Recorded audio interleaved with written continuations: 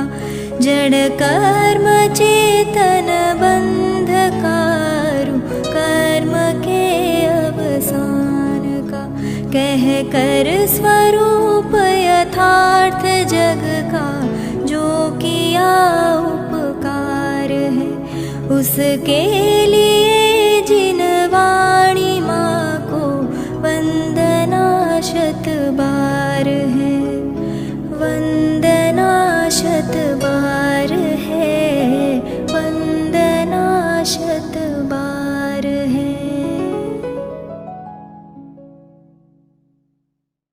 मंगलम कुंद कुंदार्यो जयनमोस्तु मंगलम, सर्वमंगल मांगल्यम सर्वकल्याणकारकम, प्रधानम सर्वधर्माणां शरणं हेतु शासनम।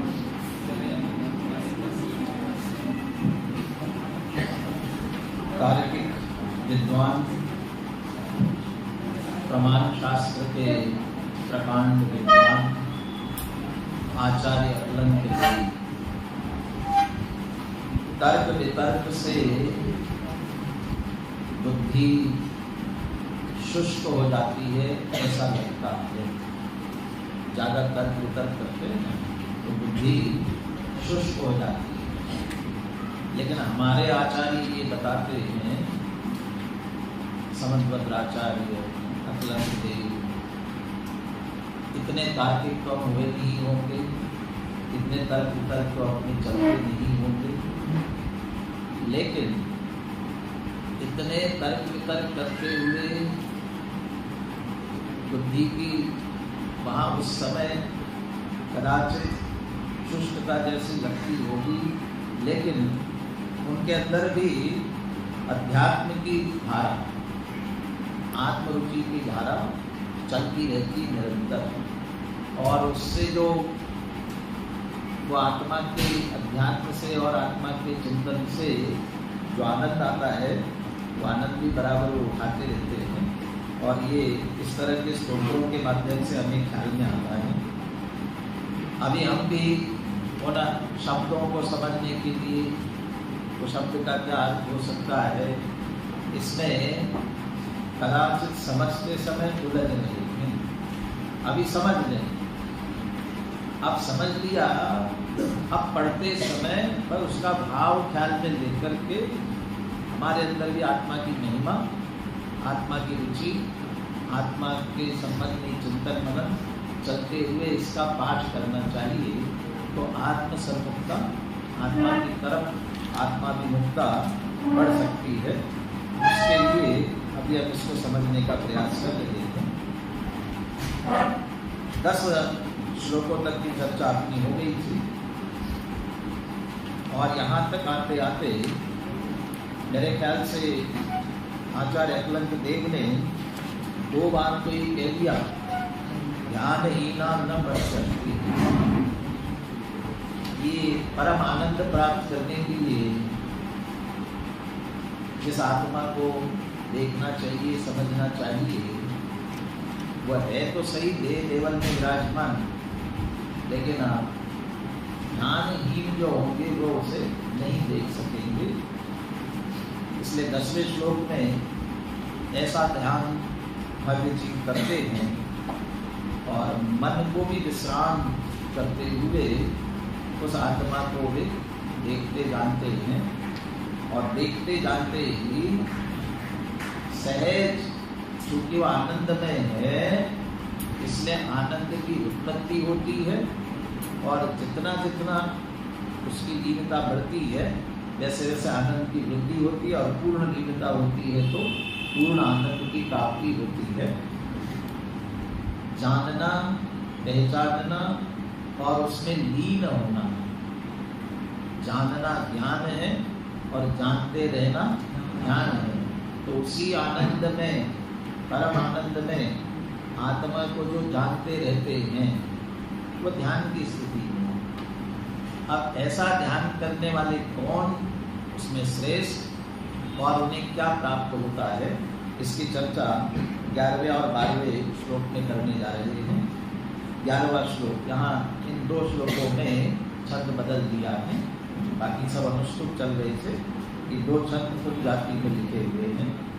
हाँ जी,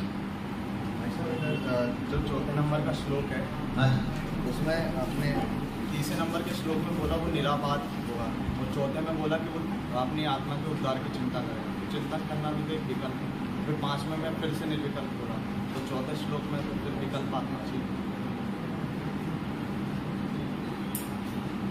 निर्विकल्प होने से पहले तत्संबंधी विकल्प आते हैं। नए चक्र में नए की उपयोगिता बताते हुए लिखा है, नयों की क्या उपयोगिता है। नए पक्षातीत ऐसे आत्मा को जानना, तो नए पक्षातीत आत्मा को प्राप्त करना है, नयातीत आत्मा को प्राप्त करना है, फिर नयों की क्या आवश्यकता है।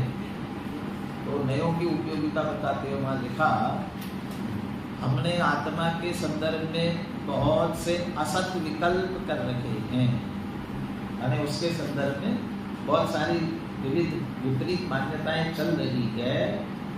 तो नए सत विकल्प है, होना तो नया तीत है, नए पक्षातीत, लेकिन पहले उसके संदर्भ में उसका सही स्वरूप जानने के लिए सत विकल्प आना जरूरी है। तो नए रूपी सत विकल्पों से उसे जाने, और फिर जानने के बाद नए का विकल्प फिर नया तीत हो जाते हैं। अब जिस आत्मा का निर्विकल्प होकर ध्यान करना है, किसका? आत्मा का। कैसा आत्मा? तो आत्मा का स्वरूप पे विचार करना पड़ेगा, चिंतन में लेना पड़ेगा। क्यों नहीं हो पा रहा है उसका चिंतन? क्योंकि हम दूसरे चिंतन में लगे हुए हैं, दूसरे विचारों में लगे हुए हैं, और वो विचार करना अच्छा नहीं है, अधम अधमागम है, ऐसा कह करके वो छुड़ाना चाहते हैं और यहाँ लाना चाहते हैं। वस्तु विचारक, तो पहले विचार आना पड़ेगा। आत्मा का ध्यान करने वालों को पहले विकल्प में आत्मा आता है, और फिर उसके साथ निर्विकल्प होते हैं। तो जिसका ध्यान करना उसकी तरफ पहला उपयोग जाएगा, विकल्प होंगे, इसलिए वह चिंतन की वहाँ प्रेरणा देते हैं। 11वां श्लोक, ये ध्यानशीला मुनया प्रधाना,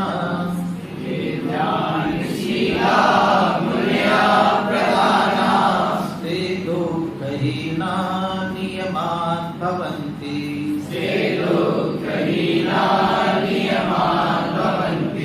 सम्प्राप्य शीघ्रं परमात्मतत्त्वं,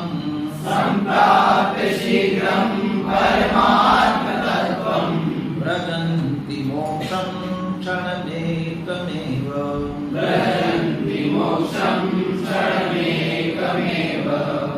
जिस ध्यान से आत्मा की प्राप्ति होती है, उसमें पहले तो ध्यान करने वालों में श्रेष्ठ कौन है?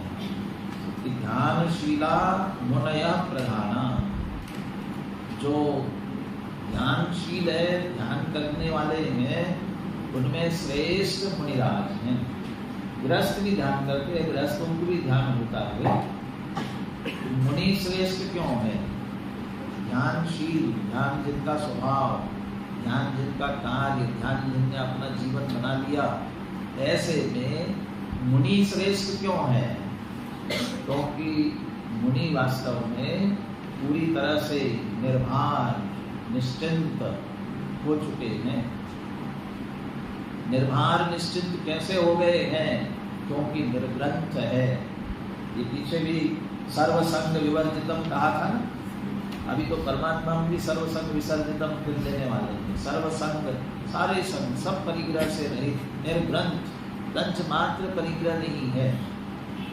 यदि थोड़ा सा भी परिग्रह होता, जैसा कि पूजन की पंक्ति में आया ना, घास तनक सी तन में साले, चांद लंगोटी की दुख भाले, उतना भी हो उसके समान का इसका विकल्प चलता रहेगा, और उतना भी ध्यान में बाधक बनेगा। और मुनिराज पूरे निर्ग्रंथ, पूरे निर्भर, पूरे निश्चिंत, एक ही काम, दिन रात आत्मा का चिंतन, बस वही चल रहा है। इसलिए रत्नगण सावकाचार्य ने तो मुनिराज का स्वरूप ही कहा, ज्ञान ध्यान तपोरक्ता तपस्वी स प्रशस्यते। बाह्य आचरण को तप से कह दिया। तपोरक्ता जो अनिवार्य है, आवश्यक है, वो सब करते हैं। और अंतरंग के लिए ज्ञान और ध्यान। आत्म स्वरूप में लीन रहना पूरी तरह से अभी नहीं है। जितना संभव है उतना आत्म स्वरूप में लीन रहते ध्यान में, और उसमें लीन नहीं रह पाते हैं तो ज्ञान में, स्वाध्याय में, विकल्पात्मक चिंतन मनन, पुनः आत्मा में कैसे जाएं, उसके लिए जो आवश्यक है वो ज्ञान के माध्यम से करते हैं। ये ज्ञान ध्यानशीला मुनय प्रधाना। इसलिए जितने ध्यान करने वाले ध्यान वाले हैं उनमें मुनिराज श्रेष्ठ है। वो प्रधान शब्द ध्यान के साथ भी लगा सकते हैं। प्रधाना ध्यानशीला, उत्कृष्ट ध्यान करने वाले कौन है? कि मुनया। तो उत्कृष्ट ध्यान उनका ही होता है। ते दुःखहीना नियमान भवन्ति, वे नियम से दुःखहीन होते हैं, वर्तमान में दुःखहीन होते हैं। कषाय आकुलता का कारण है, दुख का कारण है, और ध्यान की प्रवीणता से 3 कषायों का अभाव वे कर चुके हैं। और 3 कषायों के अभाव से जो वीतरागता, समता, शांति उनके जीवन में प्रकट हुई है, वो कषाय होती नहीं ना, तीव्रता संज्वलन रह गई है। जिन कषायों के कारण हम आकुल व्याकुल होते हैं, ऐसी तीव्र कषाय होती नहीं है। कैसी हो? उधर उपयोग जाए तो हो, लेकिन उधर ध्यान जाता ही नहीं है। आत्म ध्यान में ही वे प्रवीण है। नियमात दुःखहीना, नियम से दुःखहीन होते हैं, दुख से रहित होते हैं। और दुख रहित होते हैं माने आनंद में होते हैं, परम आनंद के मार्ग पर चलते हैं। तो अभी तो 3 कषाय टोकरी के अभाव वाली आनंद की प्राप्ति हुई है। पूर्णता होगी कि नहीं होगी? पूर्णता आएगी कि नहीं? संप्राप्य शीघ्रम परमात्म तत्वम व्रजन्ति मोक्षम क्षणमेकमेव। वे ध्यान लीन मुनिराज शीघ्र ही परमात्म तत्व को प्राप्त करेंगे। शीघ्रम परमात्म तत्वम संप्राप्य। परमात्म तत्व यहाँ अरहत दशा भी कह सकते हैं। अरहत दशा को प्राप्त करके शीघ्र वे अरहत दशा को प्राप्त करने वाले हैं। अरहत दशा को प्राप्त करके, प्राप्त कर लिया वहीं अटकने वाले नहीं, प्राप्त करके व्रजन्ति मोक्षम क्षणमेकमेव, और क्षण मात्र में ही मुक्ति प्राप्त करेंगे, एक क्षण में। तो एक क्षण में का मतलब क्या? अरहत दशा में तो अभी कहा कि अरहत दशा को प्राप्त करेंगे तो तत्काल चले जाएंगे। कुछ उपसर्ग केवली होते हैं, कुछ अनुबंध ऐसे होते हैं कि जो तत्काल मैंने अनंत दशा की और तत्काल मुक्ति प्राप्त भी कर ली। तो सभी तो ऐसा नहीं होते हैं। बाकी तो अरहत दशा में बहुत लंबा काल भी रह सकते हैं। मनुष्य आयु की उत्कृष्ट आयु जितनी है ना, उसमें से वो 8 वर्ष कुछ अंतर्मूर्त केवल ज्ञान प्राप्त करने के लिए जितना आवश्यक है ना, इतने में अरहत दशा प्रकट कर ली हो। और आयु 1 कोटि पूर्व होती, सर्वोत्कृष्ट 1 कोटि पूर्व। तो वो जो अरहत अवस्था प्रकट करने के लिए जन्म से लेकर के मूल में तत्काल, तो 8 वर्ष कुछ अंतर्मूर्त की बात करते हैं। उतना काल छोड़कर माने उतने में किसी ने अरहत अवस्था प्राप्त कर ली, इतना काल की वह अरहत अवस्था में रह सकते, माने 1 कोटि पूर्व। इतनी पूर्व कितना जानना हो तो भी गणित मान की पुस्तक है, उसमें देख लेना है। फिर भी कह रहे हैं इतना करने के बाद भी मोक्षम व्रजन्ति, मुक्ति जाएंगे, वे निश्चित मुक्ति जाएंगे, क्योंकि ध्यानशील है। अभी शुक्ल ध्यान करते हुए, 2 शुक्ल ध्यान करते हुए संप्राप्य परमात्म तत्वम, परमात्म तत्व अरहत अवस्था को प्राप्त कर लिया है, तो शुक्ल ध्यान और हो जाएंगे, मुक्ति भी प्राप्त करेंगे। क्षण मात्र का अर्थ है अल्पकाल ही है। अनंत काल की अपेक्षा उतना जो काल है, जितना सा बचा है, वो क्षण मात्र जैसा ही है, बहुत लंबा, बहुत अधिक काल नहीं है। इस दृष्टि से क्षण मात्र। दूसरा, अनंत अवस्था में है, अंतिम शुक्ल ज्ञान लगाया, वायु केवली में पहुंचते हैं ना, वो उतना सा काल और उसके बाद में तत्काल मुक्ति की प्राप्ति होती, वो भी एक ध्यान है। जब उस दृष्टि से भी क्षण मात्र में मुक्ति प्राप्त करते हैं। मुक्ति प्राप्त करते हैं का अर्थ है परम आनंद को प्राप्त करते हैं। परम आनंद किन्ने मुक्ति, बार बार ये कह रहे हैं, ध्यान ही न पश्यन्ति। जिस परम आनंद की हम बात कर रहे हैं, ध्यान रहित वालों को प्राप्त नहीं होगा, और ध्यान करने वालों को उस समय भी परम आनंद मिलेगा और पूर्ण संपूर्ण परम आनंद भी मिलेगा, और उसमें मुनिराज अपने आप में वास्तव में श्रेष्ठ हैं। थोड़ा अब स्पीड बढ़ाएंगे, इसका और अधिक विस्तार में जाते हैं। अर्थ पढ़ रहे हैं। उत्तम ध्यान करने वाले जो मुनि हैं, वे नियम से सभी दुखों से छूट जाते हैं तथा शीघ्र ही परमात्मा पद को प्राप्त करके और बाद में अयोग केवली होकर, वो क्षण मात्र जो जोड़ना है ना, वो अयोग केवली होकर क्षण मात्र में ही मोक्ष को प्राप्त कर लेते हैं ध्यानशीला, उस ध्यान के प्रभाव से। बोले श्लोक का पद्यानुवाद बोलिए।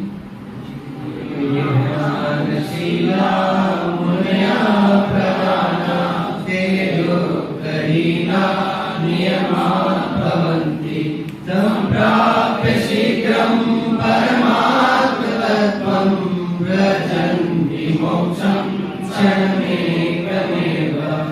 ध्यानशील मुनियाम से होते दुख से मोह, लहे शीघ्र परमात्म पद क्षण में होते मोह। वे ध्यानशील, ध्यान स्वभाव उनका कैसे बनता है? वे निरंतर आत्म ध्यान में, निरंतर इसी कार्य में कैसे लगे रहते हैं, क्यों लगे रहते हैं? उसके लिए अगले श्लोक में उनकी उस अंतरंग स्थिति का वर्णन करे मुनिराज के। आनंद रूपम परमात्म तत्वम समस्त संकल्प विकल्प मुक्तम स्वभावलीना निवसन्ति नित्यं जानाति योगी स्वयमेव तत्त्वम्। इस श्लोक को पढ़ करके किसी और श्लोक की याद आई? अभी आपने समय से नहीं पढ़ा ना, इसलिए ख्याल नहीं आ रहा है। बस समय से जिन्होंने पढ़ लिया होगा तो ख्याल आता है। कौन से श्लोक की? हाँ, इसमें भी एक श्लोक 10वां नंबर का श्लोक है। आत्म स्वभावं परभावविन्दं आपूर्णमाद्यन्त विमोक्तमेकं विलीन संकल्प विकल्प जालं प्रकाशयन् शुद्धनयोऽभ्युदेति। वहाँ भी संकल्प विकल्प शब्द का प्रयोग किया, शुद्ध नय के स्वरूप को बताते हुए। ये योगी मुनिराज कैसे हैं? अंतिम चरण में, अंतिम चरण का पहले लेते हैं। सबसे पहले कहते हैं स्वयमेव तत्वं जानाति। जानाति और नित्यम शब्द भी लगा लीजिए। नित्यम जानाति योगी स्वयमेव तत्वम। और तत्व माने, तत्व माने तत्व का मतलब अकेला वो तत्व ही नहीं होता। तस्य भावा तत्व, जिसका जो स्वरूप है, इसका मतलब वस्तु का स्वरूप। मुनिराज वस्तु के स्वरूप को निरंतर जानते रहते हैं। वो अर्ध निशा का सन्नाटा तब शांत मानस वस्तु स्वरूप का विचार चलता रहता है निरंतर। और हमारे लिए भी प्रेरणा दी, वो मेरी भावना है ना, वो मेरी भावना में अंतिम वो बात क्या जाता है, वस्तु स्वरूप विचार खुशी से सब संकट जो कुछ आए वस्तु स्वरूप का विचार करो। और मुनिराज ऐसे वस्तु स्वरूप का तत्व का वो निरंतर जानते हैं, ऐसे तत्व को स्वयं में आत्महित के लिए सारे जगत सब छोड़ा है, सारे झंझट जहाँ जहाँ उलझन होती थी ना वो सब छोड़ा है।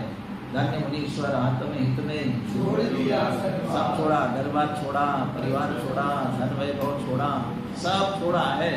अब बस अब तत्व विचार जो सब बाधक बनते थे उनको छोड़ा, स्वयं ही जाना कि तत्व। और जब वस्तु स्वरूप जानते हैं तो उस वस्तु स्वरूप में ये ख्याल में आता है कि जगत के सारे पदार्थों में सर्वोत्कृष्ट यदि कोई तत्व है आत्म तत्व है। और वो आत्म तत्व अब इसलिए उसकी तरफ कैसा वो आत्म तत्व, आनंद रूपम परमात्म तत्वम, सर्वोत्कृष्ट आत्म तत्व वो आनंद रूप है। और नीचे किया स्वभाव लीना निवसंति नित्यम, ये जो स्वभाव से आनंद रूप है, परम उत्कृष्ट है, ऐसे ही स्वभाव में लीन निवसंति योगी वही ध्यानशीला मुनयम प्रधाना, वे वो स्वभाव में ही लीन रहते हैं। ऐसे कैसे उसी में लीन रहते होंगे, कुछ बीच बीच में विकल्प उठते होंगे ना, इन्हें इसलिए कहते हैं समस्त संकल्प विकल्प मुक्तम, कोई संकल्प विकल्प नहीं है। संकल्प विकल्प वही जो 10वां कलश है ना, वहाँ अर्थ किया संकल्प और विकल्प का। संकल्प का अर्थ किया शरीर आदि पर पदार्थों में अपनापन, एकत्व बुद्धि, नो कर्म में शरीर आदि नो कर्म में शरीर के अलावा और भी बाहर के पदार्थ आते हैं ना, इनमें ये मैं मेरे, इसका नाम है संकल्प। तो देहादि पर पदार्थों में अपनत्व या एकत्व बुद्धि, ये मैं हूँ, ऐसा निर्णय समझ लो, ऐसा जानना, इसका तो नाम है संकल्प। अब विकल्प क्या, जब देह में एकत्व बुद्धि हुई ना तो क्या परिणाम चलेंगे, किसके भाव चलेंगे, इसी के विकल्प चलते रहते हैं। लेकिन वहाँ जो विकल्प का लक्षण के रूप में दिया, ज्ञेयों के भेद से ज्ञान में भेद ज्ञात होना, ज्ञेयों के भेद से ज्ञान में भेद लगना, और ज्ञेयों के भेद से ज्ञान में भेद लगने में दो बातें, ये अच्छा ये बुरा। वैसे तो सारा जगत ज्ञेय है, ज्ञान का विषय मात्र है, लेकिन हम मिथ्या कल्पना से इस अनिष्ट की मिथ्या मान्यता करते हुए ज्ञेयों में भेद करते हैं, ये अच्छा ये बुरा, ये भेद करना, इसके कारण राग द्वेष आदि के परिणाम होना, ये सारे विकल्प। और फिर अच्छे को जुटाओ, अनिष्ट जो अच्छा लगता है बुरा लगता है तो उसको हटाओ मिटाओ, ये जो सब चलते हैं, ये सब विकल्प के परिणाम। दूसरा, ज्ञेयों को जानते हुए इसका ज्ञान इसका ज्ञान इसका ज्ञान, अरे ज्ञान किसी का नहीं है, ज्ञान एक आत्मा का है। ज्ञान ज्ञान ज्ञान क्षयोक्षम से मति ज्ञान श्रुति ज्ञान, ये भेद हो रहे हैं। मति श्रुतावधि मन करे केवलानी ज्ञानम, एक ही ज्ञान है, वो तो क्षयोक्षम से इतने भेद हो रहे हैं, ये भी विकल्प। ऐसे भेद जानना भेद करना, ये सारे विकल्प। तो ज्ञेयों के भेद से ज्ञान में भेद होना, राग द्वेष के भेद होना, या भेद की कल्पना होना, भेद होना, इसका नाम सब विकल्प।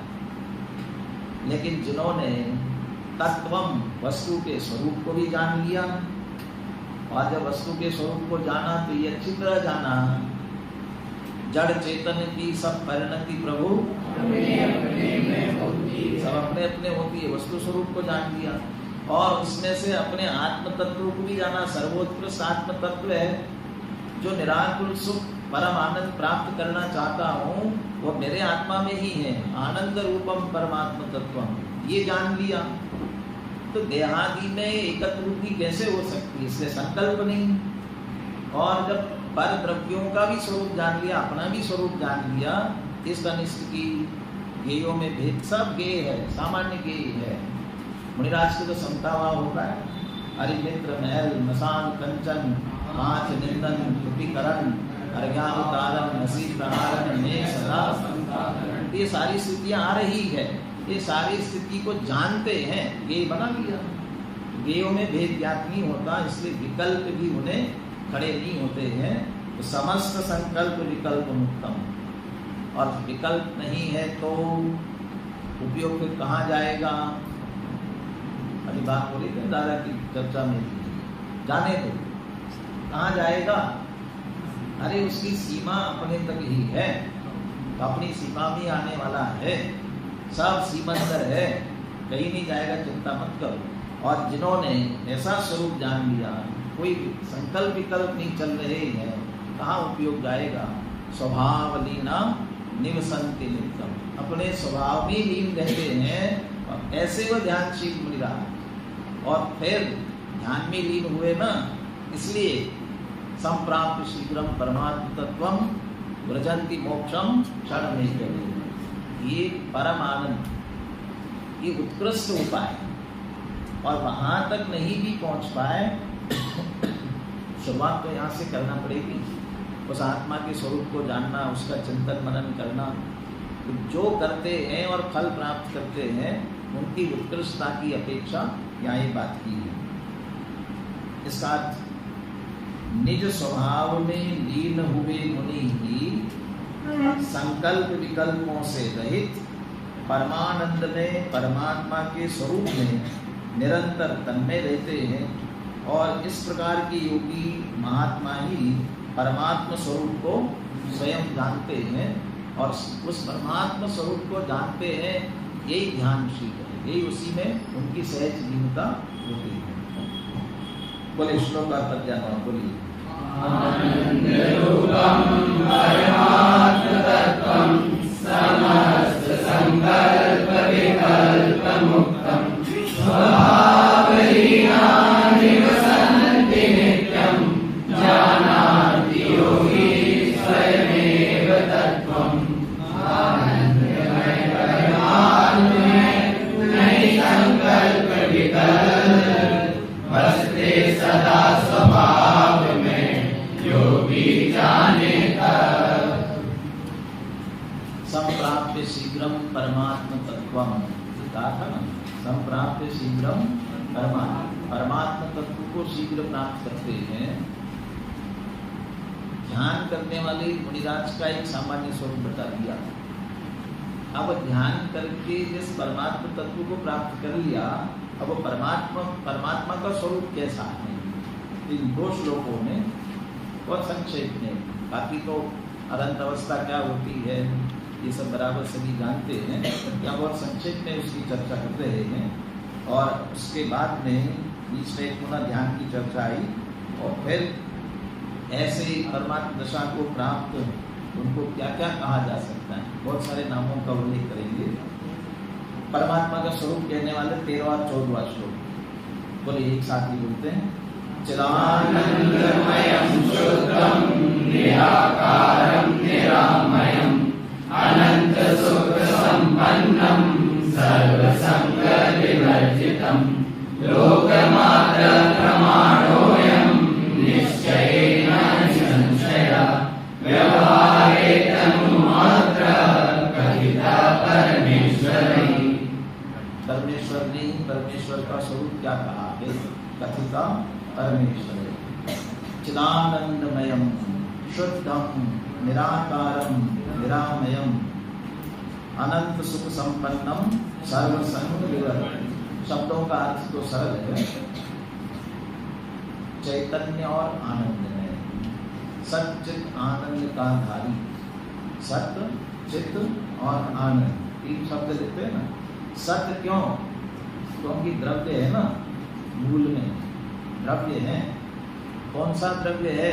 तो द्रव्य के लक्षण के लिए चित्त लेते हैं, और उसका मूल प्रयोजन क्या है? तो आनंद है। तो सत्य कहने की आवश्यकता है, इसलिए चिदानंदमयम, चैतन्य और आनंदमय।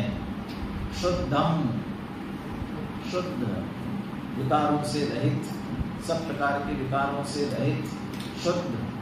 निराकारम, निराकारम का मतलब अनंत भगवान का आकार नहीं है क्या? ये अगले ही उसमें बताने वाले हैं कैसा आकार है। कहा न तनु मात्रा, जिस देह में रहे हैं वो आकार है। फिर निराकार क्यों कह रहे हैं? ये जो आकार बन रहा है ये आकार देह के कारण से कहा जा रहा है, लेकिन उसमें रहने वाला आत्म तत्व उसका स्वरूप कैसा है? वो अपने आप में अमूर्तिक है, अरूपी है। तो अमूर्तिक अरूपी का कौन सा आकार कहना? इसलिए कहा जिस देह में जाता है उसके आकार हो जाता है, परंतु उसका अपना आकार क्या नहीं कहा जा सकता।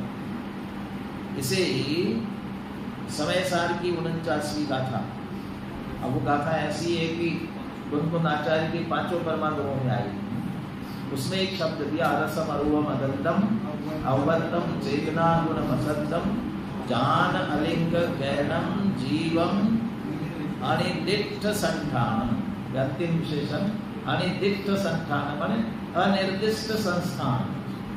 आत्मा का कौन सा संस्थान, कौन सा आकार? अनिर्दिष्ट। हम नहीं कह सकते, बता नहीं सकते कौन सा आकार। तो निगोद से लेकर मोक्ष तक, और वो जो सबसे छोटा आकार होता है अंगुल के असंख्यात भाग प्रमाण, इतना छोटा सा देह का आकार होता है। और जो स्वयं रमन समुद्र में महामत्स्य होता है उसका विशाल आकार, कितना आकार बदलता रहता है।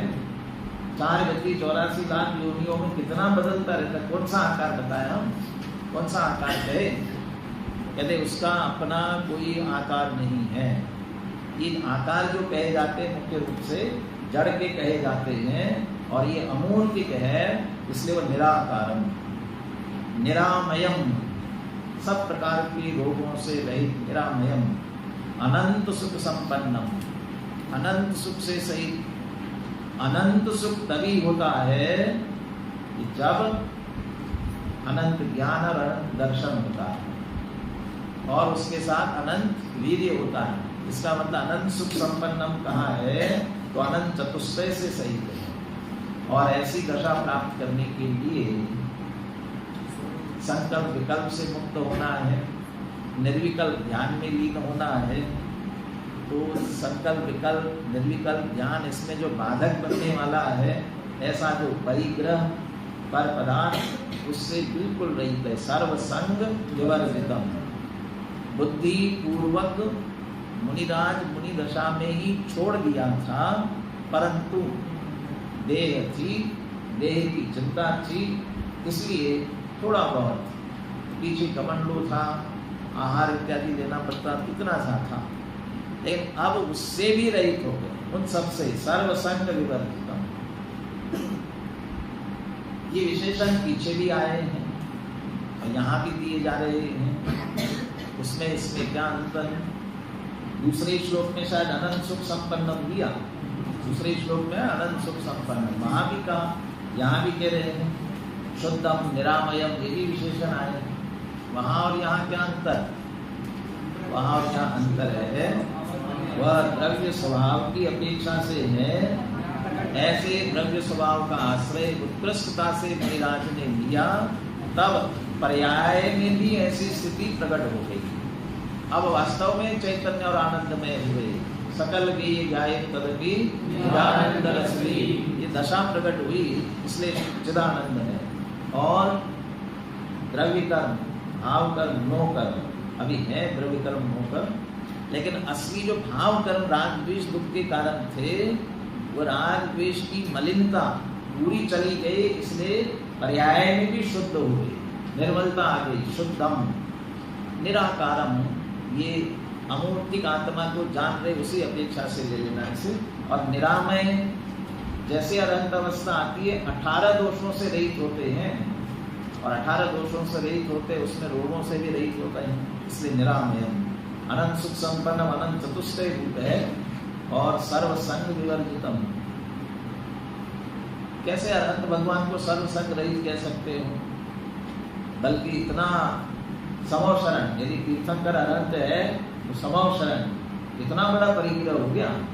समव शरण, किनका समव शरण होता है? तीर्थंकर का। कौन मालिक है उसका? किसका है वह? अरे वे उसको छूते भी नहीं है, और हम कहते हैं कि समोशरण में विराजमान, लेकिन वो जो समोशरण की रचना की ना, वो 4 अंगुल नीचे, जितना सबसे ऊंचा वो सिंहासन बनाया, सिंहासन के ऊपर स्वर्ण कमल की रचना, और स्वर्ण कमल से भी 4 अंगुल ऊपर, ये बताने के लिए तुम्हारे इसकी कोई जरूरत नहीं है। बहुत अच्छा एक वो छंद लिखा, समोशरण स्तुति, गुजराती में है समोशरण स्तुति, और वहाँ उपमा दी, ऊंचे चतुरांगुल जीन राजे, इंद्रो नरेंद्रो मुनिराज पूजे। ये सबसे 4 अंगुल ऊपर, इससे सबसे भिन्न, इससे कोई लेना देना नहीं है। जेवो निरालंबन आत्म द्रव्य, तेवो निरालंबन जिन दे। जैसे आत्मद्रव्य निरालंब है, इसकी किसी के आलंबन की जरूरत नहीं है, ऐसी अब अरहंत दशा में जिन देव निरालंब हो गई, तो वहां जरूरत नहीं समोशरण की उनको। समोशरण अनंत भगवान का निवास स्थान नहीं है, ये तो हमने धर्म सभा है, हमें बैठकर अच्छी तरह सुनने के लिए जो आ रहे उनको सुविधा बने, इसके लिए इंद्र ने और कुबेर ने जो भी रचना की वो की हुई, उससे भी भिन्न रहते हैं। इसलिए वास्तव में सर्वसंग विवर्जितम, और जो मूर्छा उसके प्रति एकत्व मत तो है ही नहीं ना, वो मानते हैं कि अपना परिग्रह है। अरे ज्ञान की दशा में जब ज्ञानी हुए ना, सम्यक दृष्टि चौथे गुणस्थान वाले, वो ये कहते हैं, बहुत अच्छे शब्द आए श्लोक उसमें, गाथाएं निर्जराधिकार में, आत्मा ही आत्मा का परिग्रह जानकर कौन बुद्ध ऐसा कहे कि पर द्रव्य मेरा है। आत्मा ही आत्मा का परिग्रह है, तो मुनिराज ने जैसा ग्रहण कर लिया उसी में लीन रहते हैं। आत्मा आत्मा के ही ग्रहण किया, जिन्होंने आत्मा के ही ग्रहण किया है वही उनका परिग्रह है, तो फिर पर द्रव्य मेरा ऐसा वो कैसे कह सकते हैं। यदि अपना कहे तो उसके आगे के शब्दों में ऐसा तर्क दिया, यदि अपना कहे, यदि मैं अपना कहूँ तो अजीव बनूं, अरे पर मैं तो एक गायक भाव हूँ, पर द्रव्य मेरा कैसे बनूं, मैं तो एक गायक भाव हूँ। तो उसी दशा में चौथे गुणस्थान में श्रद्धा की अपेक्षा से संग छूट गया, मुनिराज ने बुद्धि पूर्वक सारा परिग्रह छोड़ दिया, और अब आत्मलीन होकर के 4 घाती कर्मों का अभाव, जो मोह जोड़ने वाला था ना, असली तो मोह, उसका पूरी तरह से अभाव हो गया, संग कैसे रह सकता है। इसलिए सर्व संग विवर्जितम, कोई वस्तु बिना आकार की तो होती नहीं, भले आपने निराकार कह दिया, बिना आकार की तो होती नहीं है। 4 चीजें जरूरी है ना, द्रव्य क्षेत्र काल भाव। तो आत्मा द्रव्य है, अनंत भगवान अनंत हो गए तो भी द्रव्य तो है, आत्म द्रव्य है ना, तो उनका अपना स्वयं का भी आकार तो होगा, स्वक्षेत्र तो होगा। क्या क्षेत्र है उनका, निज देहे व्यवस्थित आप कह रहे हो, तो इतना सही है। इसलिए हम निश्चय व्यवहार से उसका आकार बता रहे हैं। लोकमात्र प्रमाणोयम निश्चय नहीं संशया, निश्चय से देखा जाए कितना आकार, कितना बड़ा, लोकमात्र प्रमाण माने लोकाकाश के बराबर, लोकाकाश के बराबर इतना बड़ा। इतना बड़ा कैसे इतना बड़ा है, किसने नापा, किसने नापा, नापा है किसी ने, यहाँ नापा है। शास्त्रों में जिनवानी ने बताया, एक स्थिति ऐसी आती है और उसका नाम ही केवली समुद्घात है, केवल ज्ञान हो गया, अब मोक्ष होने वाला है। 4 घाती कर्म चले गए, लेकिन 4 अघाती कर्म शेष है। अब 4 अघाती कर्मों में यदि स्थिति आगे पीछे हो, आयु कर्म जल्दी पूरा होने वाला है, और बाकी के कर्मों की स्थिति अभी और बाकी है, क्या होगा उनका,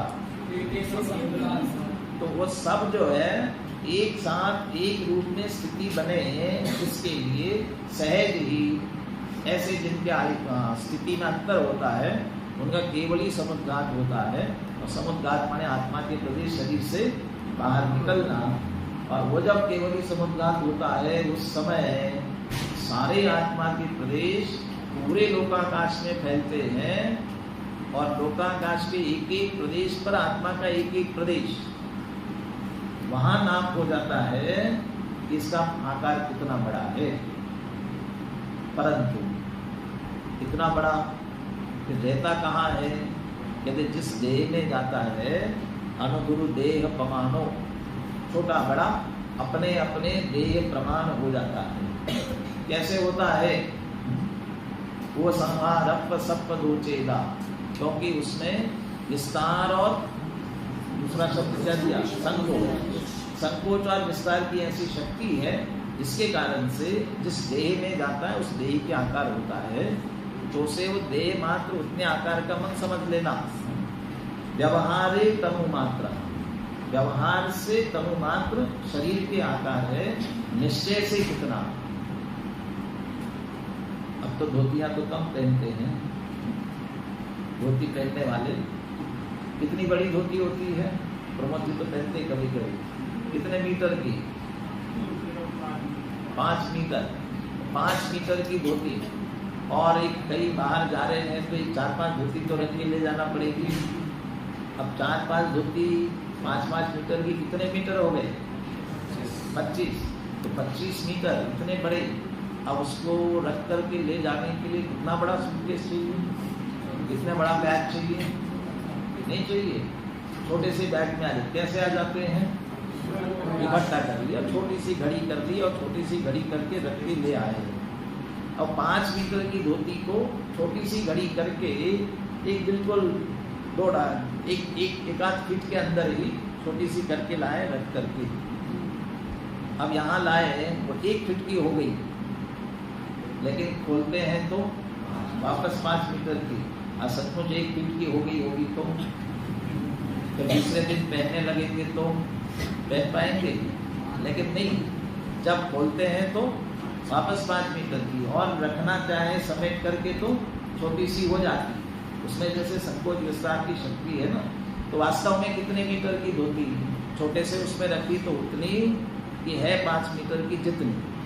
लेकिन वास्तव में तो 5 मीटर की, लेकिन छोटी घड़ी करके आती है। ऐसा ही निश्चय से लोक मात्र प्रमाणोयम, सारे लोकाकार के प्रमाण है।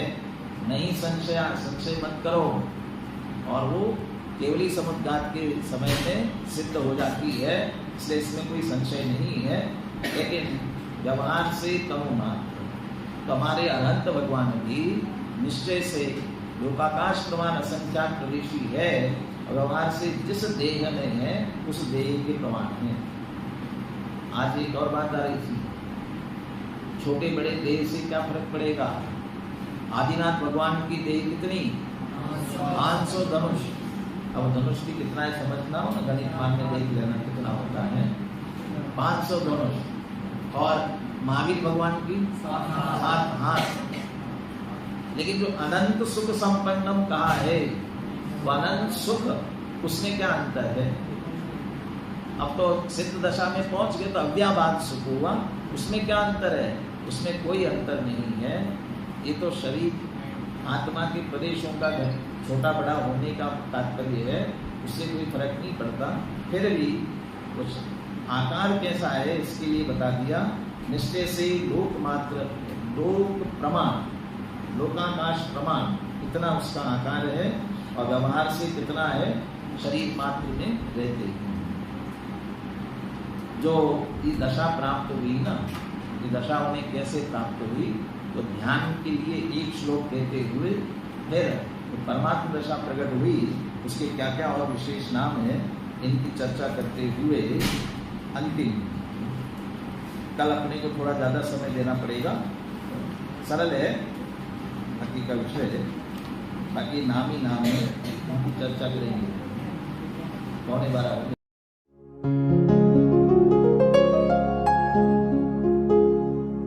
निज निधि निज में बताए, यह अनंत उपकार है उसके लिए जिन वाणी माँ को वंदना शत बार है, वंदना शत बार है, वंदना शत बार है।